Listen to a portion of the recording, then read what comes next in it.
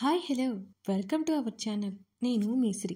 ఈరోజు మనం చెప్పుకోబోయే కథ ఇష్టమైన సకుడ పార్ట్ 203. కథలాగా వెళ్ళే ముందు లైక్ చేసి హైప్ చేయడం మర్చిపోకండి. చేశారా? ఇక చూద్దామా కథని? నెక్స్ట్ టైం ఇలా జరగకుండా చూసుకుంటానమ్మో. ఐఎమ్ సారీ అని ఉద్వేగంగా అన్నాడు కమల్. తన్ని తాను సముదాయించుకుంటూ అతనిలో ఒదిగిపోయింది అమృత. అప్పటికి అర్ధరాత్రి 3 గంటలవుతోంది. కాసేపటికి అమృత తేరుకొని అతని పక్కనే కూర్చుని ఇద్దరూ మాట్లాడుకోలేనట్టు ఏదో ఆలోచిస్తూ కూర్చున్నారు. కాసేపటికి అమృత తల్లి తలుపు కొట్టింది. కమల్ వెళ్ళి తలుపు తెరిచాడు. బాగానే ఉన్నావా అమ్ము? ఆవిడ కూతురు గురించి ఆందోళనగా ఉంది. బాగున్నానమ్మా, నువ్వు భయపడకు, వెళ్ళి పడుకో, బయట పోలీసులు కూడా ఉంటారు అని తల్లికి ధైర్యం చెప్పి పంపించింది అమృత.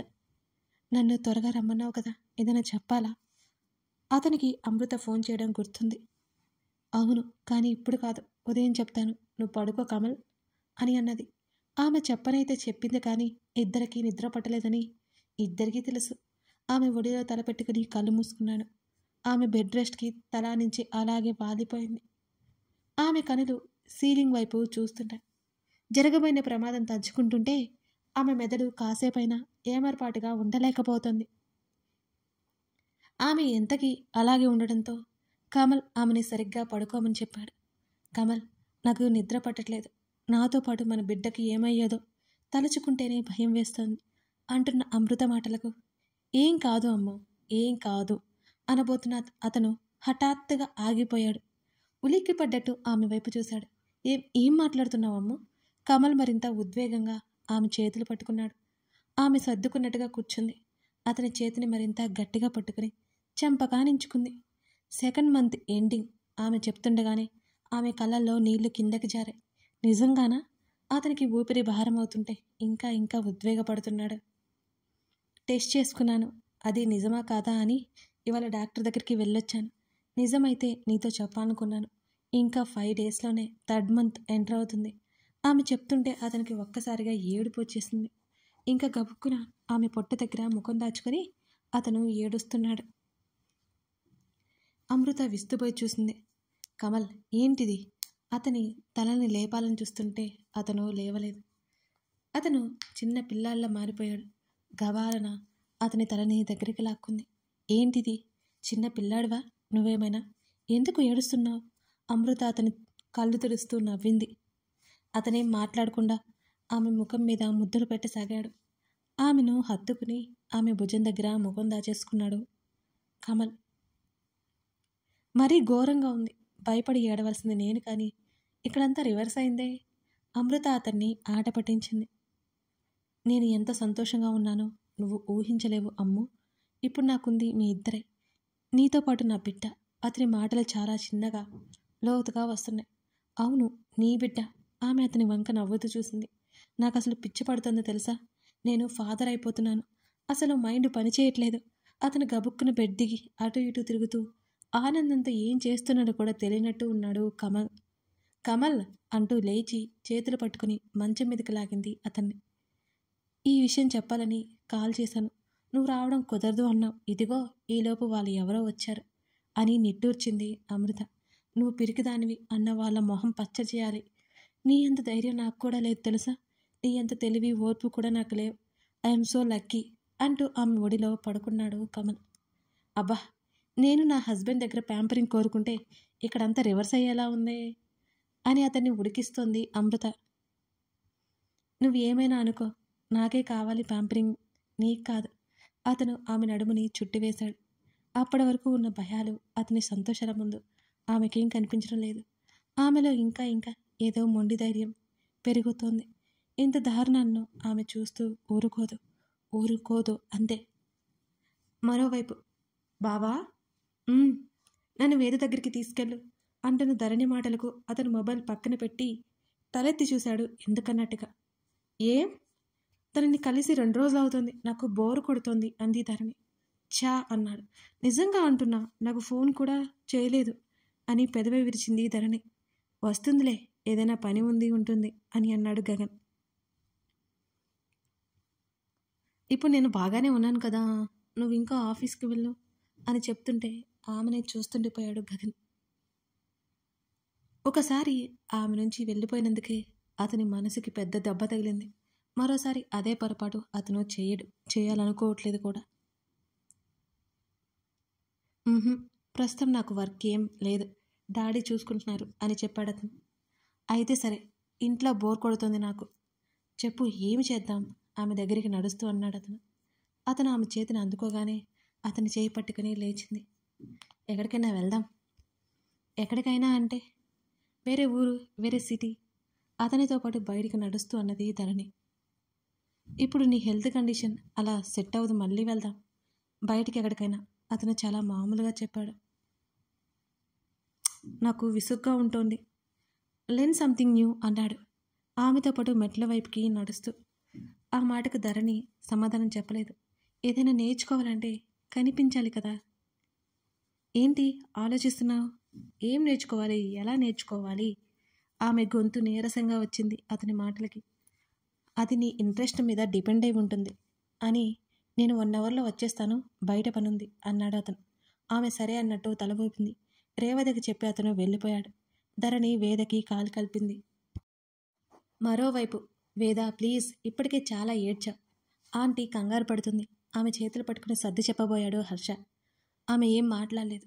2 చేతులతో కళ్ళు తుడుచుకున్నా మళ్ళీ మళ్ళీ కన్నీరు వస్తున్నాయి. వేద, నువ్విలా ఏడుస్తుంటే నాకు అసలు మనశ్శాంతిగా లేదు. ఆమె భుజం చుట్టూ దగ్గరికి తీసుకున్నాడు అతను. మేఘ మాటలు నాకు ఇంకా గుర్తున్నాయి హర్ష, నేను మర్చిపోలేను. మేఘకి లేదు, నా వల్ల కావట్లేదు. ఆమె మళ్ళీ చేతుల్లో ముఖం దాచుకుంది. ఆమెకి మేఘన గుర్తుకొచ్చిందని అతనికి ముందు రోజే అర్థమైంది. ఆమె మెల్లిమెల్లిగా ఆమె కన్నీ గుర్తుకొస్తున్నాయి. వేద ప్లీజ్, అతని స్వరం జీరబోయింది. ఏం తప్పు చేసిందని హర్ష దానికి ఇంత శిక్ష? దాని వయసు ఎంత? అప్పుడే ప్రాణాలు పోవడం ఏంటి హర్ష? మనకు ఎవరికీ చెప్పకుండా దాచింది. అసలు ఎటుపోయిందో తెలియదు. అది వచ్చేసరికి నాకేం గుర్తులేదు. పాపం ఒంటరిగా ఎక్కడో ఉందో ఏంటో. తీరా నాతో చెప్పుకోవడానికి వచ్చేసరికి నాకే తను గుర్తులేదు. మీరంతా చూసిన మేఘన వేరు హర్ష, నేను చూసిన మేఘ వేరు. బయటికి వేరు కనిపించేంత ధైర్యవంతరాలు కానే కాదు. మాట్లాడుతున్న వేదకి మాటలు ఆగిపోయినాయి. ఆమె వెక్కి వెక్కి ఏడవసాగింది. నిజంగా తనకి గగన్ అంటే ఇష్టమని నాకు అసలు చెప్పనే లేదు. ఆ పిచ్చి కారణంతో అది దూరంగా వెళ్ళిపోతుందని నాకు ముందే తెలిస్తే నేను అసలు ఇండియా వచ్చేదాన్ని కాదు. అదంతా భరించడం నా వల్ల కావట్లేదు. ఆమెకి ఏడ్చి తలంతా నొప్పిగా, గొంతంతా నొప్పిగా అనిపిస్తుంది. మేఘన గుర్తుకొస్తుంటే అతని కళ్ళు చెమ్మగిలినాయి. ఆమె కోసం మనస్ఫూర్తిగా బాధపడలేని పరిస్థితుల్లోకి వెళ్ళిపోయినట్టు అనిపిస్తోంది హర్షకి. సరదాగా ఉండే తమ జీవితాలు ఎందుకిలా మారిపోయాయి అతనికి ఇప్పటికీ అర్థం కావట్లేదు. అతని మూలంగానే అందరి జీవితాలు అల్లకల్లోలమయ్యాయని అపరాధ భావం అతనిలో ఉండిపోయింది. నీకు తెలుసు కదా, మన పెళ్లి జరిగేటప్పుడు దానికోసం చాలా చాలా వెతికించాను. అదే మోసం చేసింది హర్ష, మనల్ని మోసం చేసింది. ఆమె మళ్ళీ ఏడవసాగింది. వేద, ఇక చాలు, అలా బయటికి వెళ్దాం పదా అని అన్నాడు గగన్. అసలు నువ్వు కూడా నాతో ఎందుకు చెప్పలేదు? దానికి గగన్ అంటే ఇష్టమని నీకు తెలుసు కదా. గగన్కి ఇష్టం లేకపోయినా దాని మనసు మార్చుకుని నాతో ఉంచుకునేదాన్ని కదా. పట్టుబట్టి ఇండియా తీసుకొచ్చేదాన్ని. నువ్వు ఎందుకు నాతో చెప్పలేదు హర్ష? అతని చొక్కా పట్టుకుని అతని మెడవంపులో ముఖం దాచుకుని గట్టిగా అడుగుతూ ఏడవసాగింది వేద. అతనేం మాట్లాడలేకపోయాడు. వాళ్ళిద్దరి మధ్య ఉన్న పరిస్థితులు మేఘన గురించి చెప్పే అంత చనువు ఎక్కడుంది? అప్పుడు ఆమెకి ఏడవలేక నీరసం వచ్చినట్టు అతని మీద వాలిపోయింది వేద. అదే సమయంలో ధరణి నుంచి ఫోన్ వచ్చింది వేదకి. ఆమె ఫోన్ వంక చూసి లిఫ్ట్ చేయలేకపోయింది. ధరణి ఫోన్. హర్ష చెబుతూ ఆమె జుట్టు సవరిస్తూ చెప్పాడు. ఇప్పుడు నేను మాట్లాడలేను, నువ్వే లిఫ్ట్ చేసి తర్వాత చేస్తానని చెప్పు హర్ష అంటూ ఆమె దిండు మీద వాలిపోయి కళ్ళు మూసుకుంది. స్నేహితురాల కోసం బాధపడిపోతూ తనతో అల్లరి చేస్తూ నవ్వుతున్న మేఘన గుర్తొస్తుంటే ఆమె గుండెని చిదిమేసినట్లు అనిపిస్తోంది వేదకి. హర్ష కాల్ లిఫ్ట్ చేసి ధరణితో మాట్లాడి పెట్టేశాడు. ఆమె పడుకున్నట్టు అనిపించడంతో అతను బయటికి వెళ్ళిపోయాడు. మేఘ మనసులో ఇంత ఉన్నా తనకెందుకు అనుమానం రాలేదు? ఇప్పుడు తన ఆలోచనలన్నీ హర్ష మీద ఉండడంతోనే అనుకుంటా. తనే పట్టించుకోలేకపోయింది మేఘనని. ఓ సంఘటన గుర్తుకొచ్చింది వేదకి. అదేంటో చూద్దాం రండి. ఆ రోజు తన కాలేజీకి రెడీ అయి కూర్చుంది. మేఘన అప్పుడే స్నానం చేసి బయటకు వచ్చింది. మేఘ, ఈరోజు నాకు ల్యాబ్ ఉంది, లేట్ అవుతుంది. నేను రేపు ఎర్లీ మార్నింగ్ వచ్చేస్తాను. వేద పుస్తకం చదువుకుంటూ తల తిప్పి చూస్తుంది. సరే అంటూ తల ఆరబెట్టుకుంటోంది మేఘన. తర్వాత త్వరగా కానివ్వు వెళ్ళాలి అని చెప్తూ అప్రయత్నంగా మేఘన చేతి వంక చూసింది వేద. ఆమె చేతి మీద పచ్చబొట్టు కనిపించింది. వేద దగ్గరికి వెళ్ళి మేఘన చేతిని పట్టుకుని చూసింది. మేఘన కంగారు పడి చేతిని వెనక్కి లాక్కుంది. వెంటనే, ఇది ఎప్పుడు వేయించావే? నాకు చెప్పలేదు అంటూ పరీక్షగా చూసింది వేద. జీ ఏంటి అని అయోమయంగా అదే ప్రశ్న మేఘనని అడిగింది. అదా, నా పేరులో మిడిల్ లెటర్. అలాగే మా మమ్మీ పేరులో కూడా ఈ లెటర్ ఉంది, అందుకే ఆమె తడబడుతూ చెప్పింది. అంతేనా? అనుమానంగా చూసింది వేద. నిజంగా అంతే. మరి నిన్న కూడా కనిపించలేదు, పొద్దు పొద్దున ఎలా వచ్చిందబ్బా? వేద డౌట్గా చూసింది. ఎవరో చూడ నాకు ఇష్టం లేక ప్లాస్టర్తో కవర్ చేశానులే అన్నది మేఘన. అలాంటప్పుడు ఎందుకే వేయించుకున్నావు? నువ్వు నీ పిచ్చి అని విసుక్కుని ఆ విషయాన్ని పెద్దగా పట్టించుకోలేదు వేద. వెళ్ళిపోయింది. ఆ రోజు తను గట్టిగా అడిగితే మేఘన చెప్పేదేమో. జీ అంటే గగనని తనకిప్పుడు అర్థమవుతోంది. ఇదంతా మేఘన చేసుకున్న స్వయం కృతాపరాధం. తన భయాలతో ఎంతవరకు తెచ్చుకుంది. వేదిక మళ్ళీ కన్నీరు ఆగలేదు. తన స్నేహితురాలు ఆమె లేని లోటు ఎప్పటికీ మర్చిపోలేదు. మూసి ఉన్న ఆమె కనుల నుంచి కన్నీళ్ళు కొల్లలు. ధరణి గగన్ పిలవడంతో ఏంటన్నట్టు చూసింది ధరణి. మన ఇంట్లో పనిచేసే వాళ్ళు నీకు తెలుసా అని అడిగాడు అతను. తెలుసు, ఇద్దరు పెద్దవాళ్ళు, ఇద్దరు చిన్నవాళ్ళు, రుక్కు ఇంకో ముగ్గురు అమ్మాయి. ఇంకో ఇద్దరు పెద్దవాళ్ళు అనుకుంటా. రుక్కు నాకు ఏం కావాలన్నా చూసుకుంటుంది కాబట్టి తను నాకు బాగా తెలుసు. ధరణి చెప్తుంటే అతను ఏదో ఆలోచిస్తున్నాడు. ఎందుకు అడుగుతున్నావు ఇప్పుడు అని అడిగింది ధరణి. ఏం లేదులే, ఊరికే. వాళ్ళు ఎలా పని చేస్తున్నారా అని అంటున్నా. అతని మాటలు నమ్మశక్యం కాలేదు ధరణికి. ఇలాంటివన్నీ తన అత్త స్వయంగా చూసుకుంటుంది. గగన్ ఇలా ప్రత్యేకించి మాట్లాడడానికి ఏదో కారణం ఉండే ఉంటుందని ధరణికి అనిపించింది. ఇప్పుడు మరి నీకు కావాల్సింది ఎవరు చూసుకుంటున్నారు అని అడిగాడు అతను.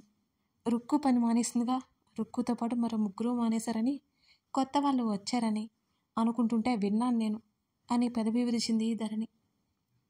అప్రయత్నంగా అతని కనుబొమ్మలు ముడిపడ్డాయి. కథ కొనసాగుతోంది. ధరణి ఇలా ఇవ్వడానికి కారణం రుక్కునా లేకపోతే ఇంకెవరైనా ఉన్నారా? తెలుసుకోవాలంటే ఈ కథని ఫాలో అవ్వాల్సిందే. మీరు గగన్ ధరణి కోసం చాలా చాలా ఎదురు చూశారు కదా.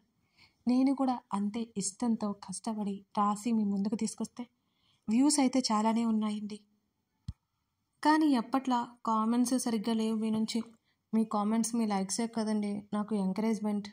అవి లేకపోతే నేను ఇంకా హుషారుగా ఎలా రాస్తాను చెప్పండి. మీరు కామెంట్ పెట్టే దాన్ని బట్టే కదా